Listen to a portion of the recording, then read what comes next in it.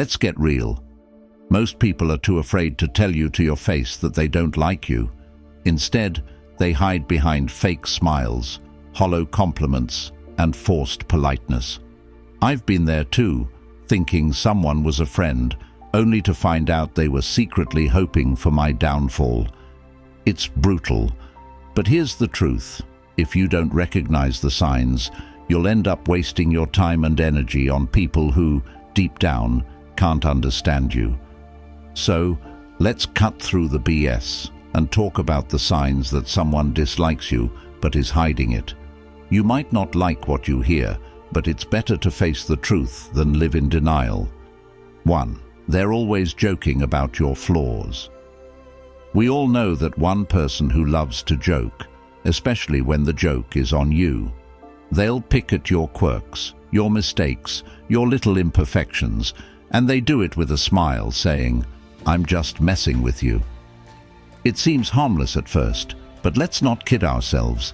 These jokes are often more than just playful banter. They're calculated digs cleverly disguised as humor, meant to chip away at your self-esteem bit by bit. I remember a time when I was close to someone who always seemed to have something to say about me. How I dressed, the way I spoke, even the projects I was working on. At first I laughed it off, thinking it was all in good fun, but as time went on, I noticed a pattern. The jokes were always aimed at my perceived weaknesses, never at my strengths. It wasn't long before I started second-guessing myself, wondering if maybe I was the problem, if maybe these flaws were as glaring as they made them out to be. Here's where the controversy kicks in. People who consistently joke about your flaws aren't doing it out of affection.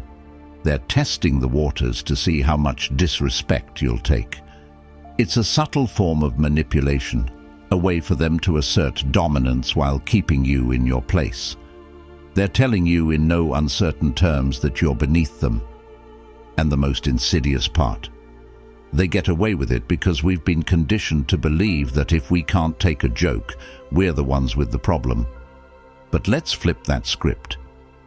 I'm here to tell you there's nothing wrong with standing up for yourself when a joke crosses the line. In fact, it's essential. You deserve to be around people who lift you up, not those who knock you down just to get a cheap laugh. True friends don't need to point out your flaws to feel better about themselves.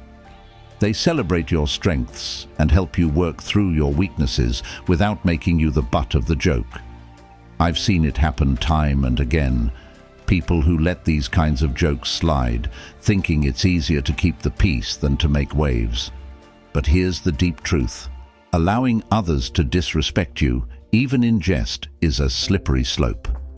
It starts with small comments, but over time, those jokes can wear you down, making you question your worth. And the more you allow it, the more they'll push, until you're left doubting yourself.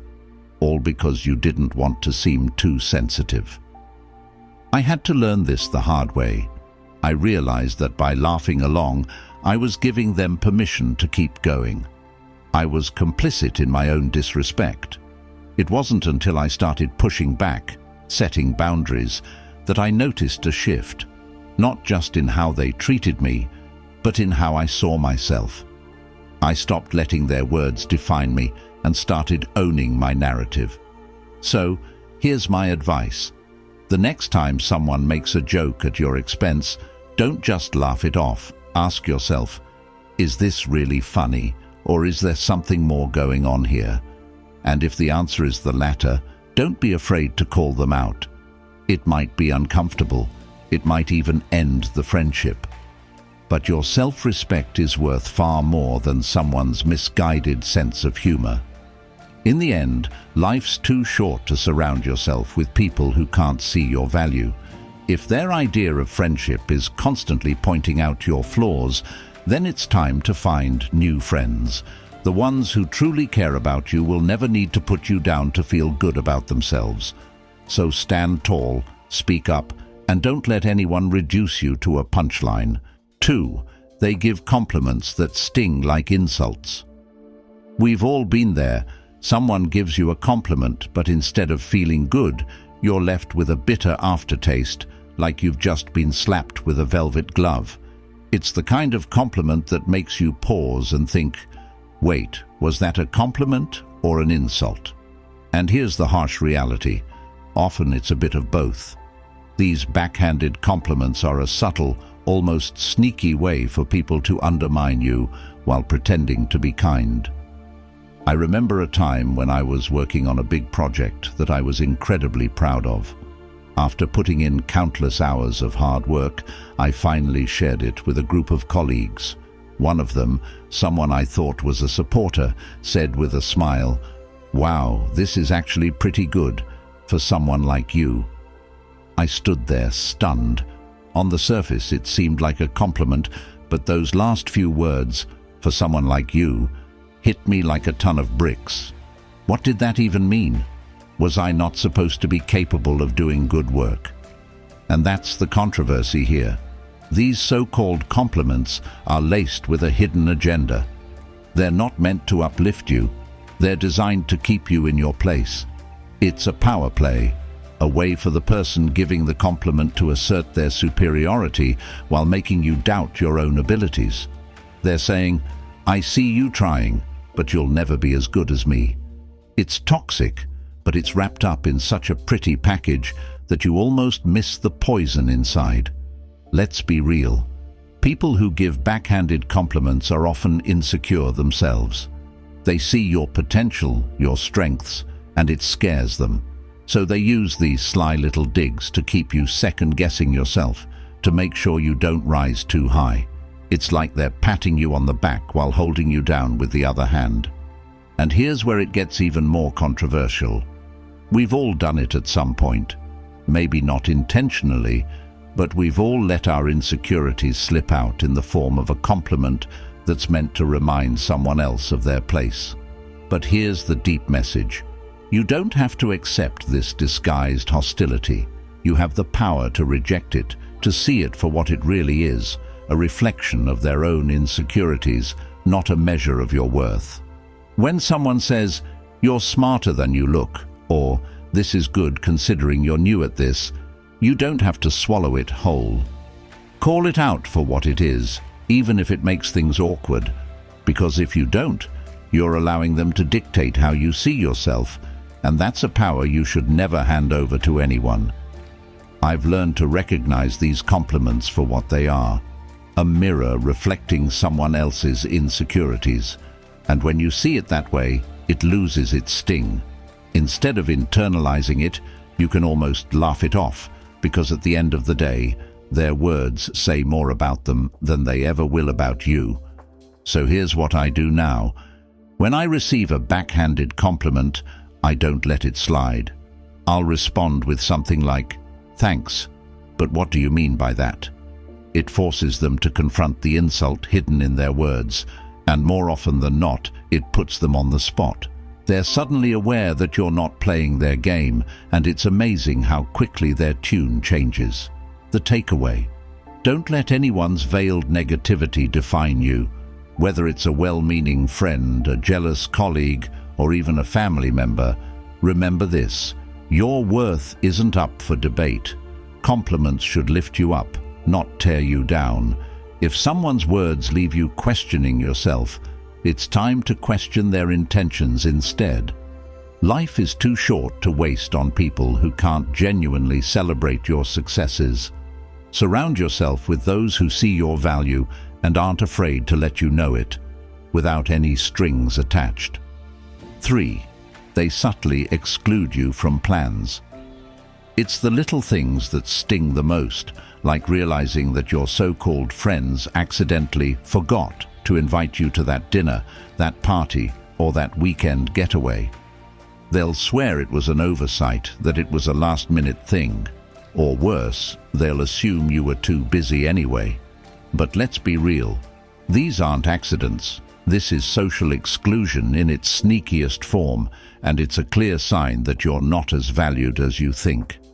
I've been on the receiving end of this too many times, I remember checking my phone one weekend and seeing pictures of a group of friends having a great time at an event I would have loved to attend. The kicker: not a single person mentioned it to me beforehand. When I casually brought it up later, they were full of excuses. "Oh, we thought you were busy," or "It was such a last-minute plan." But deep down, I knew the truth. If they wanted me there, they would have made sure I knew about it. And here's where the controversy comes in. We've been conditioned to make excuses for people who exclude us. We tell ourselves, "It's not a big deal," or "I'm sure it wasn't personal." But let's call it what it is. It's personal. When people consistently leave you out, it's because they've made a decision about your place in their life. They don't see you as essential to their group, and that hurts. Controversy comes in. We've been conditioned to accept busy as a valid reason to be pushed aside. But let's be honest, people make time for what and who they care about. If they're constantly busy when it comes to you, it's not about their schedule, it's about their priorities. And that's a hard pill to swallow, because it forces you to confront the reality that you might not be as important to them as they are to you. The harsh reality is that busy is often a polite way of saying, "I don't want to spend time with you."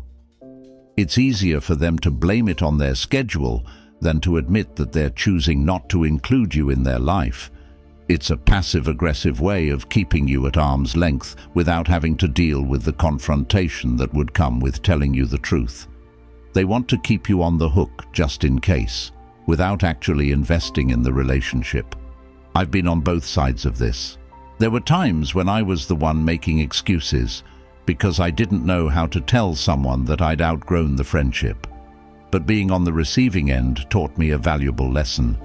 It's better to be honest, even if it's uncomfortable, than to string someone along with excuses. When I finally called out my friend on always being busy, the conversation was awkward, but it was necessary. It gave me the clarity I needed to move on and invest my time and energy in relationships where I was valued. Here's the deep message: your time is precious, and so is your energy. Don't waste it on people who can't be bothered to make time for you. If someone is constantly too busy for you, it's time to reassess the relationship. You deserve to be around people who are excited to see you, who make an effort to include you in their lives, not just when it's convenient for them, but because they genuinely enjoy your company. It's important to recognize that people change, and so do relationships. Sometimes we hold on to people out of habit, nostalgia, or fear of being alone, even when they've clearly moved on. But there's strength in letting go, in acknowledging that you deserve more than someone's leftover time. It's not about being needy or demanding. It's about valuing yourself enough to walk away from those who don't value you. 4. They roll their eyes or give you condescending looks. You know that feeling when you're in a group and you say something, only to be met with a roll of the eyes or a dismissive look. It's a punch to the gut, right? Those little gestures speak volumes. It's a clear indicator that they're not just uninterested in what you have to say, they're actively dismissing you. I've been in situations where I shared my thoughts on a topic I was passionate about, only to be met with eye rolls and sarcastic comments. At first, I brushed it off, thinking maybe I was just being sensitive. But after a while, it became evident. Their reactions weren't just a matter of differing opinions. It was their way of signaling to everyone else in the room that I didn't deserve to be taken seriously. The truth is, rolling your eyes or giving condescending looks is a silent but powerful form of disrespect. It's a way for someone to belittle you without saying a word, to undermine your confidence while pretending it's all in good fun. Here's where the controversy lies. Many people brush off these gestures, telling themselves it's just part of their personality. But here's the reality check. These behaviors are toxic, and they have a profound effect on your self-worth. And here's the kicker. People who roll their eyes at you are often projecting their own insecurities. They feel threatened by your confidence, your knowledge, or your ability to articulate your thoughts. So instead of engaging with you on the same level, they choose to demean you. It's a classic power move, and the most unfortunate part. It often works. When you're met with constant eye rolls and dismissive looks, it can wear you down and make you question your own worth. I've learned to address this behavior head-on. The next time someone rolls their eyes at something I say, I'll call it out. "Did you just roll your eyes? What's that about?" It puts them on the spot and forces them to reconsider their behavior. And more importantly, it reminds me that I won't tolerate that kind of disrespect. So here's the takeaway. Don't let anyone diminish your voice or your worth. Eye rolls and condescending looks are signs that someone is attempting to exert power over you, and you have every right to challenge that. Surround yourself with people who respect your opinions, who appreciate your insights, and who lift you up instead of tearing you down. Life's too short to waste on those who can't handle your brilliance. 5. They avoid physical contact like the plague. Let's talk about the elephant in the room. Physical contact, or rather the lack of it. We're not just talking about romantic relationships here. Physical contact is a basic human interaction, a way of connecting and building trust. So what does it mean when someone goes out of their way to avoid even the most casual touch? The answer isn't pretty. They're sending a clear signal that they're uncomfortable around you, and it's time to pay attention. I once had a colleague who seemed to recoil every time I reached out for a handshake or a friendly pat on the back. At first, I thought I was imagining things, but then I noticed it wasn't just me.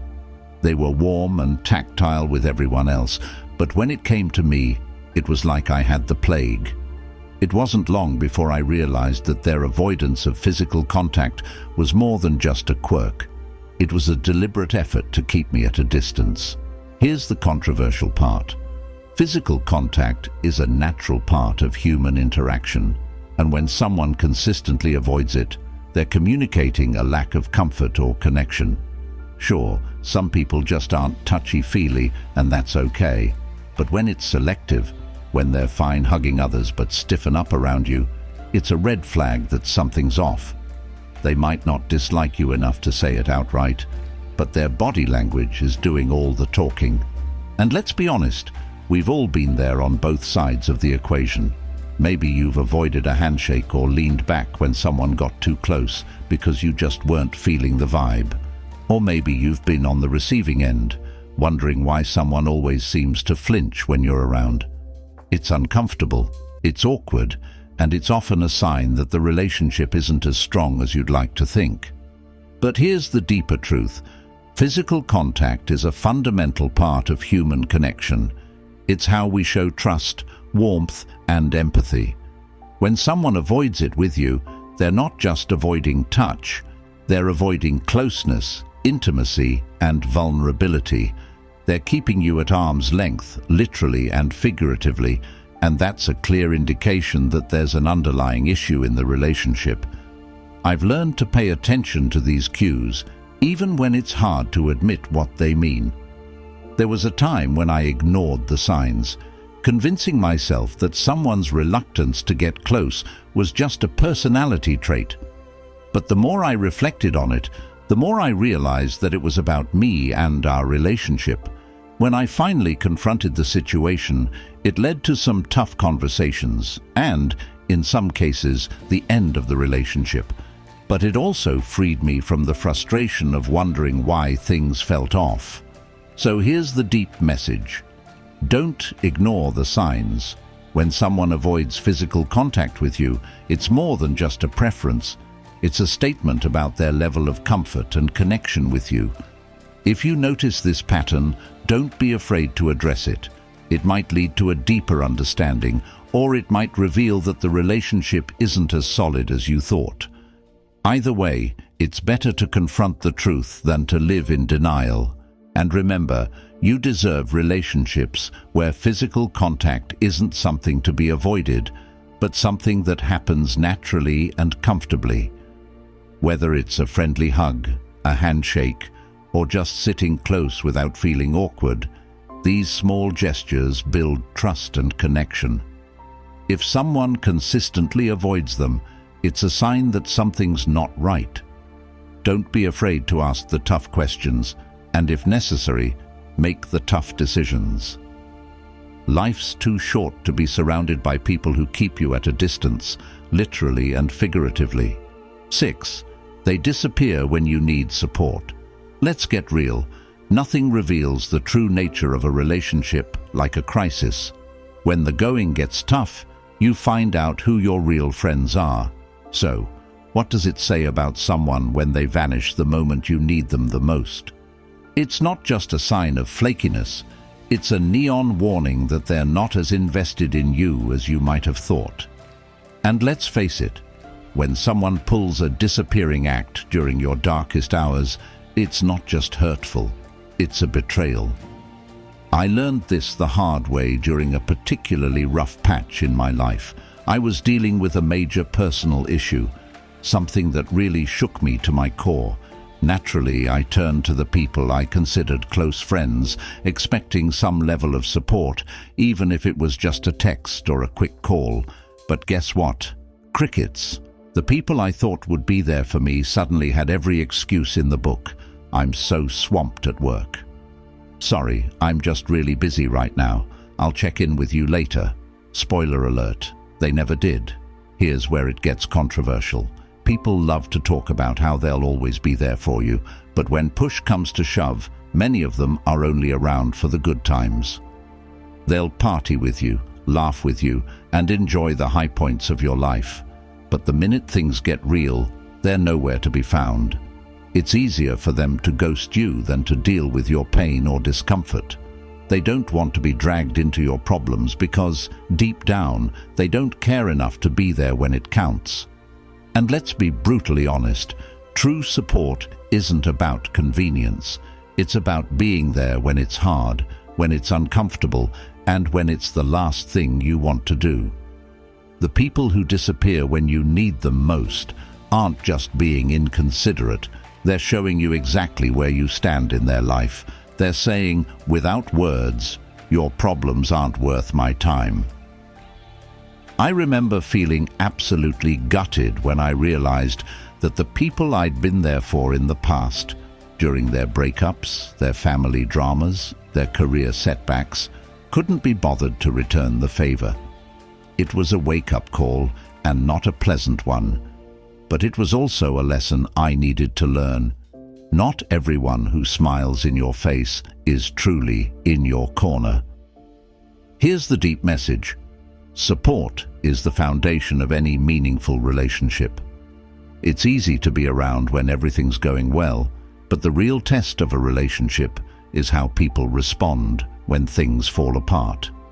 If someone disappears the moment you need them, they're not just failing you. They're showing you that they were never really there in the first place. But don't let their absence make you bitter. Let it make you better. Use it as a filter to sift out the people who don't deserve a place in your life. The ones who stick around, who check in, who show up even when it's inconvenient. Those are the people who truly matter, and those are the relationships you should nurture and cherish. In the end, life is too short to invest in fair-weather friends. Surround yourself with people who will stand by you in the storm, not just bask in the sunshine. Because when you find those rare individuals who stick around when the chips are down, you've found something worth holding on to. And as for those who disappear, let them go. They've already shown you their true colors. 7. They gossip about you behind your back. Gossip. It's the social poison that spreads faster than wildfire and can burn down relationships in an instant. The thing about gossip is that it's never as innocent as people make it out to be. When someone you consider a friend talks behind your back, they're not just sharing a harmless story. They're actively sabotaging your trust, your reputation, and your relationship. And let's be real, when they gossip about you, it reveals a fundamental disrespect for your character.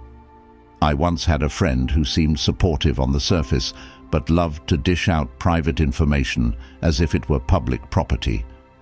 It didn't take long before I caught wind of them bad-mouthing me to others, people I barely knew. It was a shocking revelation that left me feeling betrayed and vulnerable. This person wasn't just sharing my business. They were manipulating my narrative, painting me in a negative light, and putting a wedge between me and others. Here's the controversial part. Gossip is a toxic behavior that often masks deeper insecurities and issues. When someone feels the need to talk about you instead of confronting you directly, it's a reflection of their own shortcomings, not yours. They're projecting their fears, jealousy, or insecurities onto you, creating a narrative that suits their agenda. So what do you do when you find out someone has been gossiping about you? You confront it. I know it's uncomfortable, but ignoring the situation only gives it power. When I finally addressed the issue with my friend, it led to an explosive conversation that revealed so much about their character. It turned out they were grappling with their own insecurities and felt threatened by my successes. Instead of having an open dialogue with me, they chose to undermine me instead. The deep message here is this: gossip is a sign that someone isn't your true friend. Friends lift you up. They don't tear you down behind your back. If someone is gossiping about you, it's time to reevaluate their place in your life. You deserve relationships built on trust, loyalty, and open communication, not backstabbing and petty drama. And remember, even if you're the target of their gossip, don't let it define you. People will talk, but your worth isn't determined by their opinions or narratives. Focus on the relationships that matter, the ones built on respect and mutual support. When you surround yourself with genuine people, the gossip fades into the background, and you're left with the strength of true friendships. So here's the bottom line: if someone is gossiping about you, don't give them the satisfaction of letting it affect you. Confront it, learn from it, and move on. Life's too short to waste on people who can't keep your name out of their mouths. Surround yourself with those who celebrate you, not those who belittle you. The true friends will be there to uplift you and defend you, and those are the relationships worth cherishing.